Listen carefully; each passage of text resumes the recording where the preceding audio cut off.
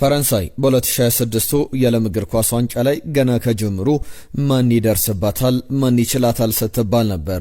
ትናንትና ግን በስፔን ተሸንፋለች። ከአቅም በላይ ሆኖ ነበር የስፔን ብሔራዊ ቡድን ወደ ቀጣዩ ዙር አልፏል። ዛሬ አርጀንቲና ከእንግሊዝ ጨዋታቸውን ያከናውናሉ። ግምቶቻችሁን ላኩልን። ትናንትና አንድ መጠይቅ አዘጋጅተን ነበረ። የዓለም ዋንጫን ማን ያሸንፋል ይገምቱ ብለን። በዚህም ከ700 በላይ ሰዎች ተሳትፈዋል። ፈረንሳይ 52 በመቶ ድምፅ አግኝታ ነበር። አርጀንቲና 17፣ እንግሊዝ 20፣ ስፔን 11። አሁን የስፔን ብሔራዊ ቡድን ከፍተኛ ግምት ያገኛል ተብሎ ይጠበቃል። ዛሬስ በዚህ የዓለም ዋንጫ ጉዞ ላይ ማን ያሸንፋል? እንግሊዝ ወይስ ደግሞ አርጀንቲና? ስፔንን እሁድ ዕለት በሚደረገው የዓለም እግር ኳስ ዋንጫ ፍጻሜ ላይ በኒውዮርክ ሲደረግ ማን ያሸንፋል? ግምቶቻችሁን ላኩልን። ክለቦቻችሁን በተመለከተ ከዓለም ዋንጫውም ጉዳዮች ወጣ ብለን በርከት ያሉ የዝውውር ዜናዎችን እናነሳለን። ለማንቸስተር ዩናይትድ ደጋፊዎች ጥያቄ አለኝ።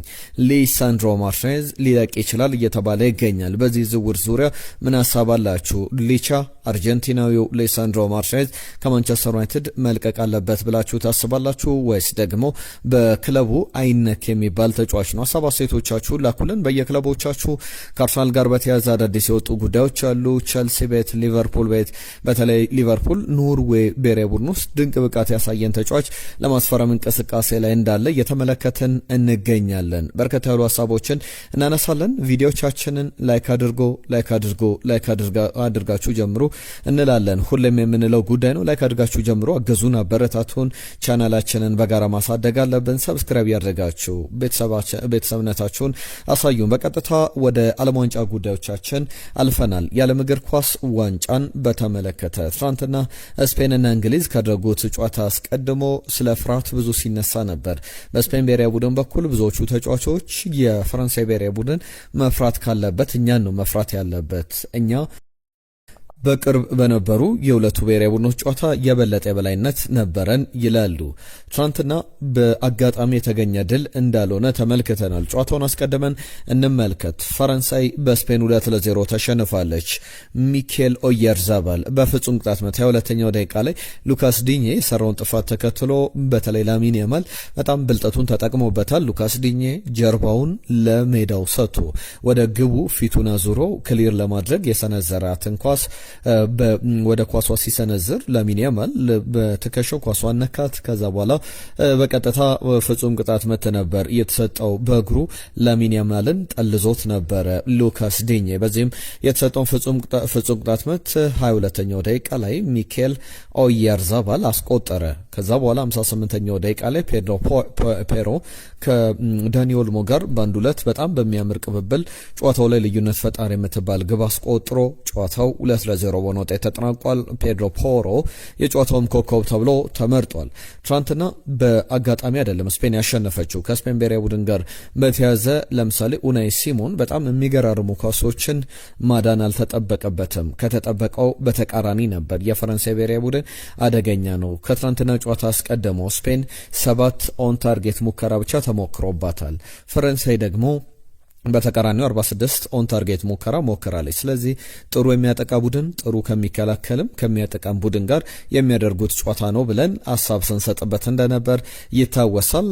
በስፔን ብሔራዊ ቡድን በኩል የተገበሩት ታክቲካል አቀራረባቸውንም ስንመለከት ብዙ ወደ ኋላ ተመልሶ አልተከላከሉም። ፈረንሳይን ለማበሳጨት ፈርስትሬት ለማድረግ የሞከሩት ነገር የለም። ኳሳቸውን ያዙ፣ እግር ኳስን ተጫወቱ፣ እግር ኳስን ማሸነፈ። ትናንትና የቡድን ውጤት ምን ማምጣት እንደሚችል በግለሰብ ደረጃ የተገነቡ ቡድኖች ሁሉ ምናልባት ዲየጎ አርማንዶ ማራዶናን፣ ምናልባት ፔሌን፣ ምናልባት ሊዮኔል አንድሬስ ሜሲን እና ሮላንዶን ካልሆኑ በስተቀር ልዩነት መፍጠር እንደማይቻል በደንብ እየተመለከትንበት ነውና ብዙ ኦብዘርቨሮች ብዙ ተመልካቾች ፈረንሳይ ለዚህ ኮምፒቲሽን ለዚህ ዓለም ዋንጫ ከአቅም በላይ ናት ብለው ያስቡ ነበር። ካላት ስብስብ አንጻር ማይክል ኦሊሴ፣ ኦስማን ዴምቤሌ፣ ኬሊያን ኤምባፔ፣ ዴዝሪ ዱዌ፣ ብራድሌ ባርኮላ የሚገርሙ ጨዋታዎችን ያሳለፉ የሚገርም የውድድር ዘመን የነበራቸው ናቸው። ነገር ግን በዚህ የዓለም ዋንጫ ላይ የዓለም ዋንጫው ያጋደለው ወደ ስፔን ሆኗል። በስፔን ብሔራዊ ቡድን በኩል ደግሞ ነት ፈጣሪ ተጫዋቾቻቸውን ይዘው እንደ ቡድን አሸንፈው ወደ ቀጣዩ ዙር አልፈዋል። ኔሽንስ ሊግን 2023 ላይ የስፔን ብሔራዊ ቡድን አሸንፈዋል። በመሃል 2025 ኔሽንስ ሊግ ፍጻሜ ላይ ተገኝተው ነበረ። በመጨረሻም ቢሸነፉም ዩሮ 2024 ላይም ደግሞ ያሸነፉት ጨዋታ ነበር። ባለፉት 3 ውድድሮች ላይ 2026 የዓለም ዋንጫ ላይ 2025 የኔሽንስ ሊግ ላይ 2024 የአውሮፓ ዋንጫ ላይ ፈረንሳይን በግማሽ ፍጻሜ ማሸነፍ ችሏል። በዚህ ሂደት ደግሞ የስፔን ብሔራዊ ቡድን በጣም በሚያስገርም ሁኔታ ጣሊያንን 2 ጊዜ፣ እንግሊዝን 1 ጊዜ፣ ጀርመንን 1 ጊዜ፣ ኖርዌይን 1 ጊዜ፣ ፖርቹጋልን፣ ቤልጅየምን አንዳንድ ጊዜ ማሸነፍ ችሏል። ፍጹም የበላይነት አሳይቷል። በእነዚህ ብሔራዊ ቡድኖች ሁሉ 37ኛ ጨዋታውን ነበር ትናንትና ሳይሸነፍ የተጓዘው። እዚህ ፔናልቲ የመለያ ምቶችን ኤክስክሉድ ስናደርግ ውጭ አድርገን ስንቆጥር 37 ጨዋታዎችን ሳይሸነፍ ተጉዟል። እንደ አጠቃላይ የፋቪያን ሩይዝ ጉዳይም ይነሳል። በስፔን ብሔራዊ ቡድን ትናንትና 49ኛ ጨዋታውን ያደረገው የእሁዱ ፍጻሜ ከአርጀንቲና ጋር ወይም ደግሞ ከእንግሊዝ ጋር ሲደረግ 50ኛ ጨዋታውን ያከናውናል። በሚያስገርም ሁኔታ ለስፔን ብሔራዊ ቡድን በተሰለፈባቸው ጨዋታዎች ሁሉ ስፔን አንድም ጊዜ ተሸንፋ አታውቅም። ስለዚህ ፋቪያን ሩይዝ የፓሪስ ሳን ጀርመኑ ተጫዋች ባለፉት 2 ተከታታይ ዓመታት ቻምፒየንስ ሊጉን አሸንፏል። አሁን ዓመቱ የዓለም ዋንጫ ነው ወይ እንመለከተዋለን። ኬሊያን ኤምባፔ ሁሉ ጊዜ እንግዲህ መንገዶች ወደ ግሎሪ ወደ ድል እንዲወስዱ ትፈልጋለህ፣ ነገር ግን ሁሉንም ላታሸነፍ ትችላለህ። ስለዚህ ስታሸነፍ የምትቀበለውን ምስጋና ሁሉም ነገር ስትሸነፍም መቀበል አለብህ የሚል ሀሳቡን ይሰነዝራል። ከዛ ውጪ ሌላ ጉዳይ ያነሳል። የኔ የህይወቴ አንድ አካል ነው፣ የላይፌም አንድ አካል ነው። እንደ ካፒቴን እንደ አንበል ይህንን ኃላፊነት ወስዳለሁ። መሸነፋችን የኛም ስህተት እንደነበረበት የሚል ኃላፊነቱን ወስዷል። ከዛ ውጪ በፋይናሉ ላይ መገኘት ነበረብን። አሁን ሰዎች ስለኛ የሚሉትን በሙሉ መቀበል መውሰድ ይኖርብናል የሚል አስተያየቱን ሰጥቷል። ዳኒ ኦልሞ ትናንትና የመጀመሪያው ደቂቃ ላይ ቅጣት ምት ተገኝቶ በስፔን ብሔራዊ ቡድን በኩል ሊመታ በተዘጋጀበት ሰዓት ላይ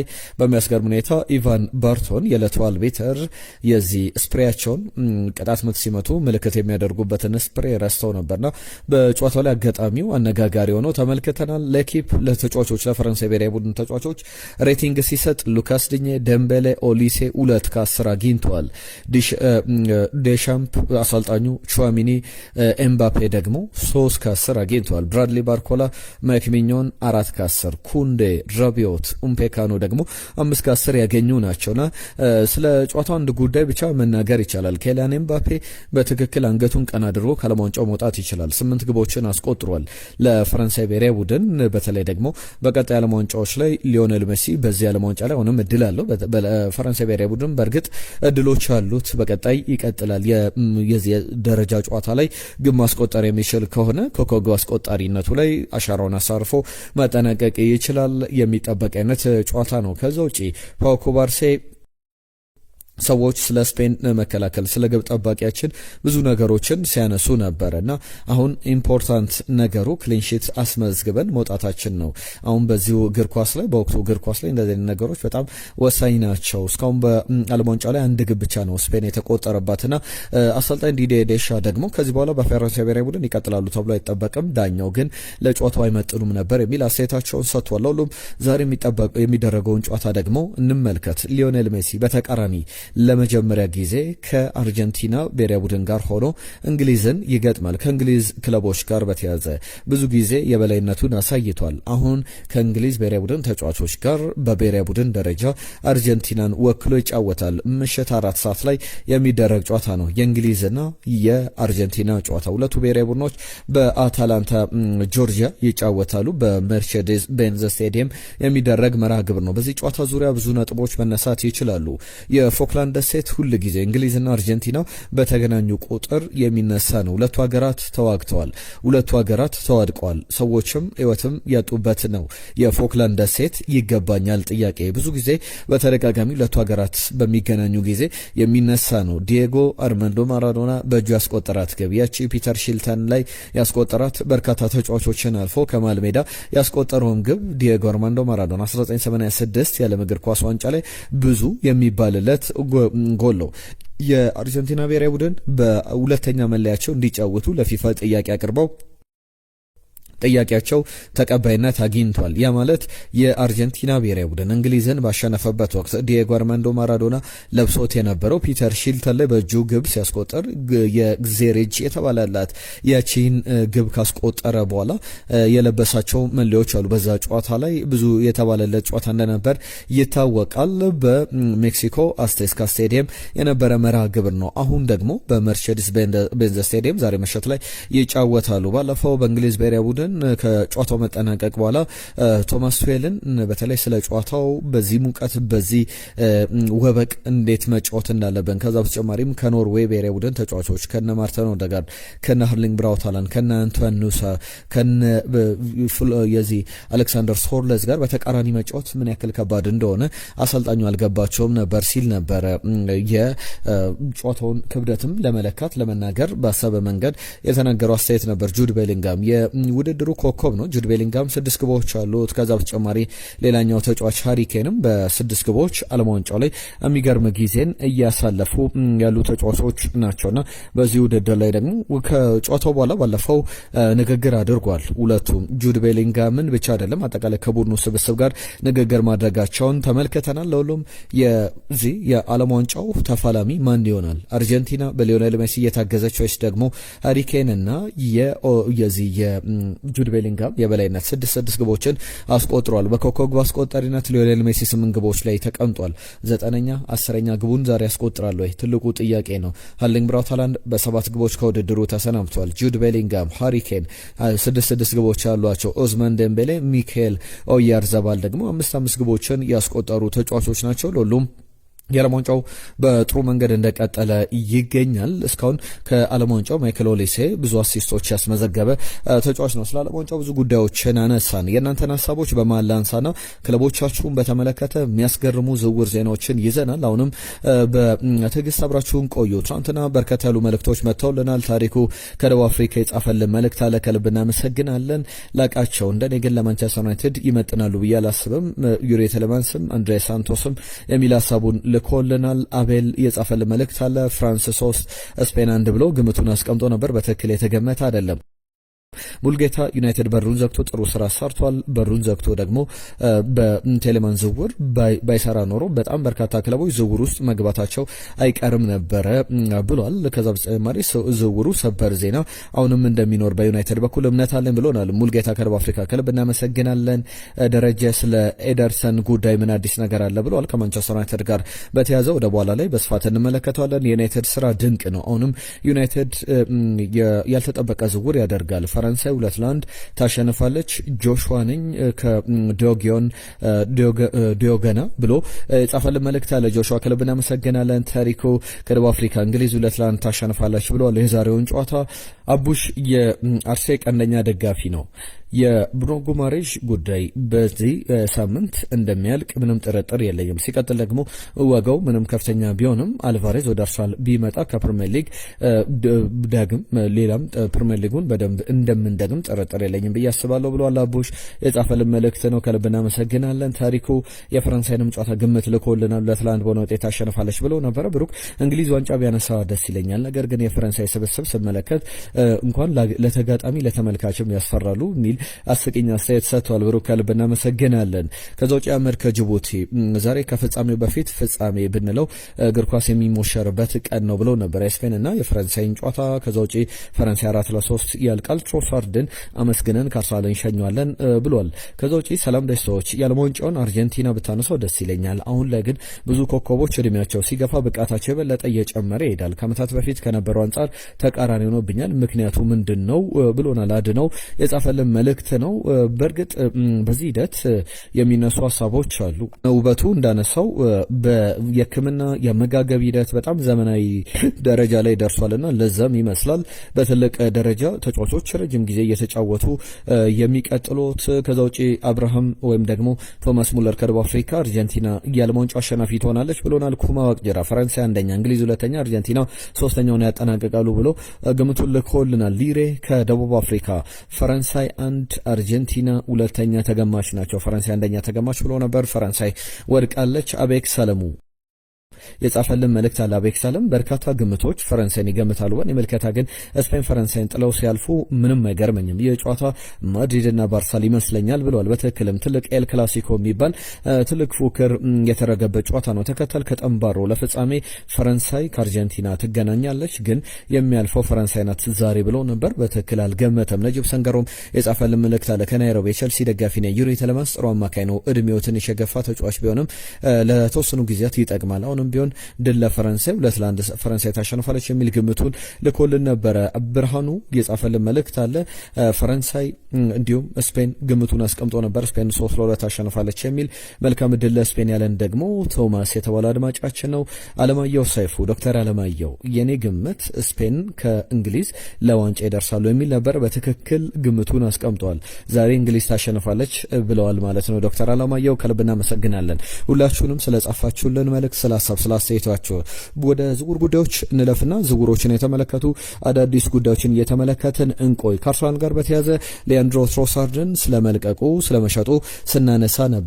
በዚህ ሂደት ደግሞ ዛሬ በተለይ ቢቢሲ ላይ ሳሚ ሞክዌል የጻፈው ዘገባን እየተመለከትኩ እገኛለሁ። አርሰናል በክለብ ብሩገ በኩል ለተጫዋቹ ጥያቄ እንደሚቀርብለት ክለብ ብሩገ እየተዘጋጀ ይገኛል። ክሪስቶስ ዞሊስ ወደ አርሰናል እንደሚሄድ በክለቡ በኩል ትልቅ እምነት አለ የሚል ሀሳቡን ሳሚ ሞክዌል አካፍሏል።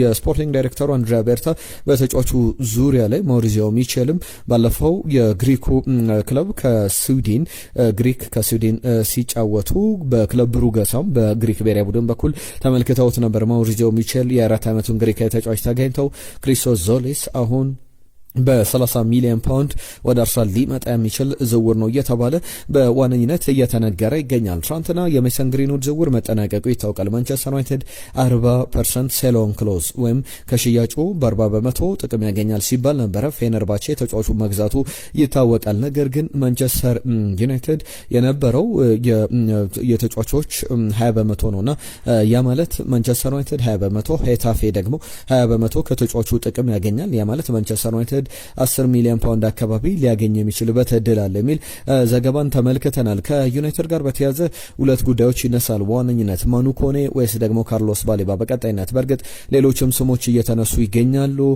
አሌክስ ስኮት፣ ፌሊክስ ሜቻ፣ ካርሎስ ባሌባ፣ ሳንደንበርግ እንዲሁም ደግሞ ማኑ ኮኔ በማንቸስተር ዩናይትድ አማካኝ ስፍራ ላይ ሶስተኛ አማካኝ ሆነው ወደ ማንቸስተር ዩናይትድ ሊመጡ ይችላሉ። በፖል ስኮልስ በኩል ትናንትና አንድ ጉዳይ ሲያነሳ ተመልክቻለሁ። ዘጉድ ዘባድ ዘፉትቦል ፖድካስት ላይ ከነሳቸው ጉዳዮች መካከል ማንቸስተር ዩናይትድ ትልቅ ዝውውር አድርጓል። ዩሪ ቴሌማንስን ማስፈረሙ በጣም ወሳኝ ተጫዋች ነው፣ ልምድ ያለው ተጫዋች ነው። ከዛ ውጪ አሁን ማንቸስተር ዩናይትድ ሶስተኛ አማካኝ ማስፈረም አለበት።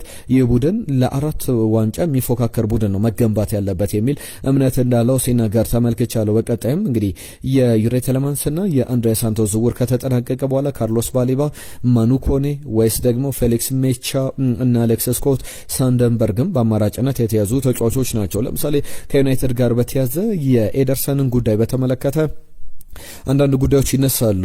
የአታላንታው ዳይሬክተር ስፖርቲንግ ዳይሬክተር ክሪስቲያን ጊንቶሊ አንድ ጉዳይ ያነሳሉ። በማንቸስተር ዩናይትድ ከዝውውር ውጪ መሆን ወይም ኤደርሰንን አለማስፈረማቸው በጣም የሚያስገርም ውሳኔ ሆነው አግኝተናል የሚል ሀሳባቸውን ያካፍላሉ። በተለይ ደግሞ አታላንታን እና ማንቸስተር ዩናይትድን የሚያገናኝ ዝውውር በቅርብ ጊዜያት ላይ በደንብ ተመልክተናል።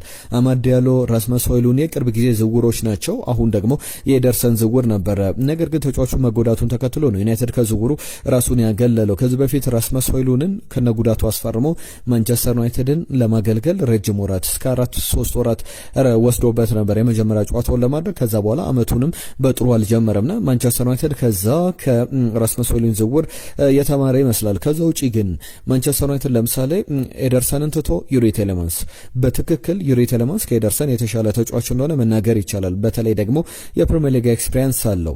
ኤሚሊያኖ ማርቲኔዝን ሊያስፈርም ነበረ ወደ ሶል ለመን ዝውውር ሲሄድ እናስታውሳለን። ከዛ ውጪ የዚህ ሊያም ዴላፕን ሊያስፈርም በአጥቂ ስፍራ ላይ ሊያም ዴላፕ ቸልሲ መምረጡን ተከትሎ ቤንያሚን ሼሽኮን አስፈርሟል። ብዙ አፕግሬድ ያደረገባቸው ዝውውሮችን በቅርብ ጊዜያት ላይ ተመልክተናል። ከቸልሲ ጋር በተያዘ በቅርብ ቀናት የአቋም መፈተሻ ጨዋታ ያደርጋል። በቀጣይ ሐሙስና በዚህኛው ማክሰኞ የሚያደርጋቸው ጨዋታዎች አሉ። እነዚህ ጨዋታዎች ደግሞ በዝግ ለአሰልጣኝ ቻቪ አሎንሶ ታክቲካል አቀራረብ በደንብ ይበልጥ የሚያግዙ ናቸው ተብሏል። ክራውሌ ታውንን የሚገጥምበት ጨዋታ ቅዳሜ ዕለት፣ ከዛ በኋላ ሐሙስ ዕለት ደግሞ የሚደረገው ጨዋታ ከብሮምሌ ጋር የአሰልጣኝ ቻቪ አሎንሶ ቡድን ዝግጅቱን ለማድረግ በዝግ ስቴዲየም ጨዋታውን ያከናውናል ተብሏል። ከቼልሲ ጋር በተያዘ ለአስቶን ቪላ ሞርጋን ሮጀርስ አሁንም ፍላጎት አለው። አርሰናል የበለጠ በተጫዋቹ ላይ የገፋ ቢሄድም እንደዚህ አትሌቲክ ዘገባ ቼልሲም ከዝውውሩ አልወጣም። ነገር ግን ትልቁ ነገር የዋጋው ከፍተኛ መሆኑ የሚሉ ሀሳቦች አሉ። የሊሳንድሮ ማርቲኔዝ ጉዳይ በዋነኝነት እየተነሳ ይገኛል።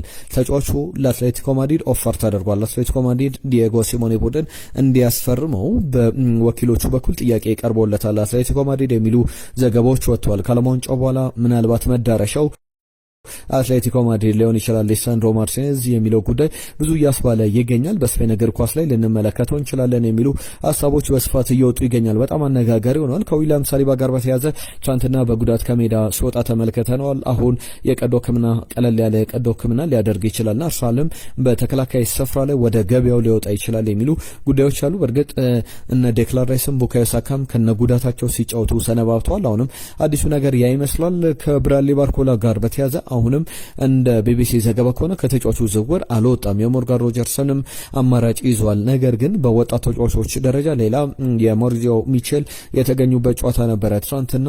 የአድሪያን ባርታሺያቭ ላይ የጆርጂያዊ ተጫዋችን ለማስፈረም እንቅስቃሴ ላይ እንዳለ የሚያሳዩ ዘገባዎችን በደንብ አሁንም በገበያው ላይ እየተመለከትን እንገኛለን። የቼልሲ ሁለት ጉዳዮች ይነሳሉ ከነዚህ ዝውውሮች ጋር በተያዘ አንደኛው ትሬቨር ቻሎቫን ወደ ክሪስታል ፓላስ በመስጠት በገንዘብና ተጨማሪ ትሬቨር ቻሎቫን በመስጠት ማክሲም ሎክሮን ለማስፈረም ከቼልሲ ጋር በተያዘ እየተነሱ ያሉ ዘገባዎች አሉ። የአዳም ዋርተንም ጉዳይ በብዙ ክለቦች ፍላጎት ውስጥ ነበር። አሁን ግን ነገሮች ተቀዛቅዟል። አዳም ዋርተን በክሪስታል ፓላስ የሚቆይ ይመስላል ብዙ እየተባለ ይገኛል። የሜሰን ማውንት ጉዳይ ከማንቸስተር ዩናይትድ ጋር በተያዘ ከኦልትራፎርድ ሊለቅ የሚችልበት እድል አለና አስቶን ቪላ በተጫዋቹ ላይ ፍላጎት አለው። ኒውካስል ዩናይትድም ሜሰን ማውንትን የማስፈረም ፍላጎት አላቸው። 27 ዓመቱ ላይ ይገኛል። 35 ሚሊዮን ፓውንድ አካባቢ ከቀረበለት ዩናይትድ ተጫዋቹን ሊሸጥ ይችላል የሚሉ ግምቶች እየተሰጡ ይገኛሉ። የሊቨርፑል ጉዳይ አንድሪያስ የተባለ ተጫዋች አለ። አንድሪያስ ሸልድሮፕ የአቦላ ዘገባ የቤኔፊካ ተጫዋች ነው። የአቦላ ዘገባ ነው። ይህ